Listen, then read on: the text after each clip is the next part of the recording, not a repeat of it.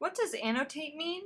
Well, a writer's reference, which you may use for your English 113 class, tells us that annotating the text means reading actively.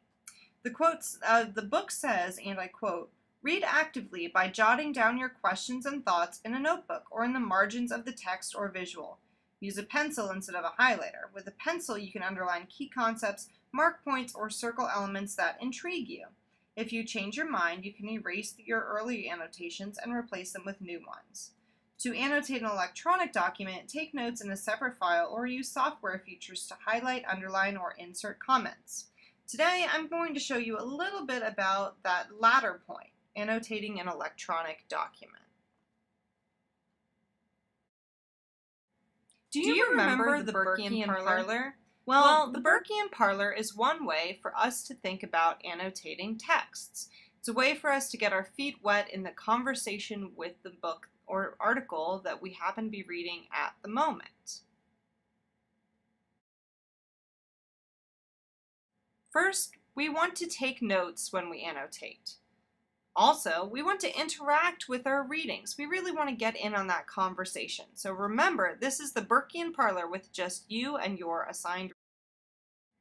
If you review pages 68 and 69 in a writer's reference, you'll see some guidelines for what it means to annotate, the Burkean parlor stuff on 68, and then examples of how and what to annotate on page 69. So hopefully you can zoom in a little bit and see the notes that this person has written to herself. Now, if there are ways that you don't want to print something to read it, I'm going to help you figure that out. It's no big deal not to have to print in order to keep annotating. The first thing is to log into Moodle and then the appropriate class. To log into Moodle, go to courses.hope.edu and then click on the current semester. Log in. You may have to type your login information.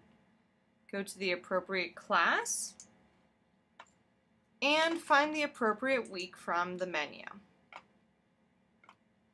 I'm going to go over our PDFs today using one that we've already read. So you will want to click on the correct file, open it up. You're going to want to save it or download it. I like to save mine into a file that I already have, usually one file for each particular class. So into my FYS PDFs this goes. You'll notice that you can rename the file as well. So go ahead and do that if you'd like for ease in finding it later. Click Save. Should be notified once it's finished downloading. Then you can go ahead and log out of Moodle.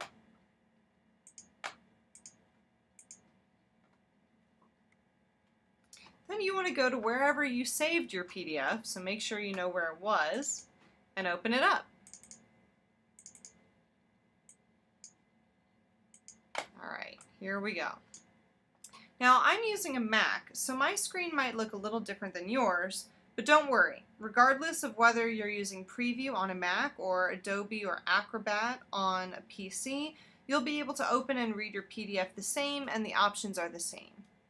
So, let's see about some of those annotations. What you want to look for is tools. You'll notice it actually says annotate, and it gives you a bunch of different options. Let's first try the highlighting. What you'd like to do, and sometimes highlighting will work, sometimes it won't. If a document has been scanned in, it wasn't intended as a PDF originally, you may not be able to highlight or underline. Some things you will. So for example, I like this advice a lot, so I'm going to highlight it. Right? There are also these annotation tools for shortcuts that you can do here. This one looks like a little highlighter. This one would underline it. You could do a little bit of both, and you can change the color of your highlighter. Right? So there we go. It's like magic. To turn off the highlighter, click the on and off highlight button. Alright, let's try something else. If you have a scanned document, for example, maybe your teacher, your professor has scanned in a chapter from a book. Maybe you can't highlight and underline. What you can do is add a box around something. So let's see if we can do it with any of these. It doesn't look like it, not quite. Oh, here we go.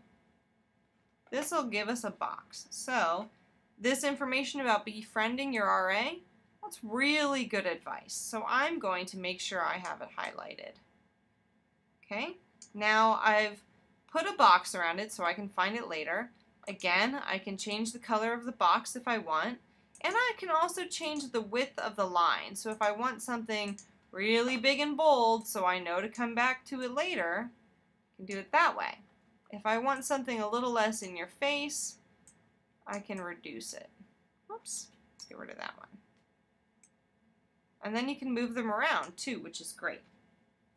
Now let's get back to that idea of annotating. Again, before we do that, we want to take off our box. There are other things that you can and should do. You want to be able to write notes in the margins of your paper the same way you might in a textbook or if you had printed it out. These are the same types of notes that a writer's reference encourages us to use, as well as the Burkean parlor metaphor, right? We want to think about entering that conversation. So in order to do that, what I like to do is go up to Tools, under Annotate, and if we scroll down a little, oh, Add Note. Awesome. So now we've got this note toolbar is open. You can click right next to where you want to add the note and a little note pops up. If you want to keep your name and date information in there so you know when you made these comments, you can. If not, you can go ahead and delete that.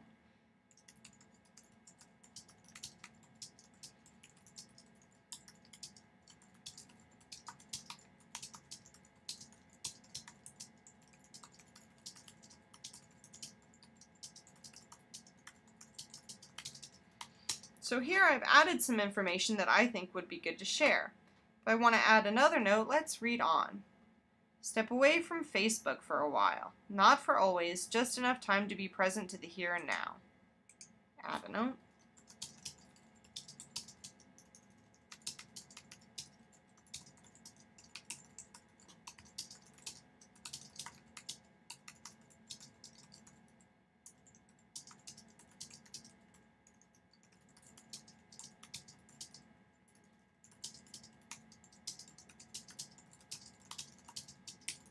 Now I've made some notes to myself, something I want to bring up later in class, something that I'm thinking about, some way that I'm trying to engage the conversation. Once you've taken all of your notes and read through the whole document, don't forget to save the PDF again to make sure all of your annotations remain and are retained. So go up here, you can click Save a Version, you can export it, you can duplicate, or my personal favorite is the Command or Control S to save. Now I did that twice just to make sure. Once you close the file and you open it back up again, your annotations should be in there. Oh, look, there they are. Underlined, highlighted, boxed, and noted. That's how you annotate a PDF. This may come in hand for some of your other classes, so don't forget about all these great tools and techniques.